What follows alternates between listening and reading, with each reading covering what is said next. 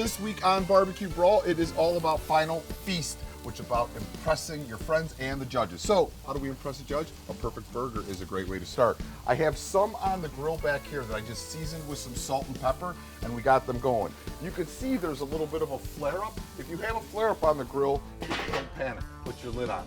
Flare-up will end. The thing that you need to do before they go on the grill, though, is liberally season each side with a good amount of kosher salt, and I like to do some cracked black pepper and any other seasoning that you may like. One of the biggest mistakes people make with burgers is they are afraid of using the salt.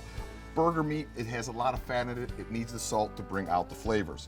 Then, so the burgers do not shrink and it's easier to judge the temperature, put a thumbprint in the center of each burger. The thumbprint will kind of release and puff up, and your burger will not shrink on you, and you know that you're at about the medium point there.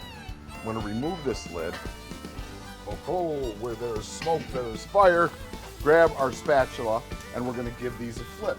Don't move the burgers around too much when they are on the grill, because then you're going to steam your burger and not char it. Steam burger, bad. Charred burger, delicious.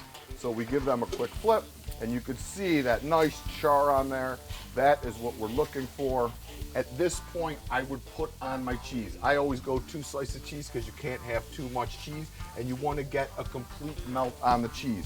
So flip, add cheese, lid goes back on. That's going to take about 2 minutes, and you're going to have perfectly medium burger. If you like your burger medium rare, go less. If your friends like it well, cook it a little bit more. Medium is my happy place. So you're looking for a good char, about 3 minutes aside. Add the cheese after the flip. Perfect burgers every time. All right, guys, tune into BBQ Brawl for more tips, tricks, and of course, delicious barbecue.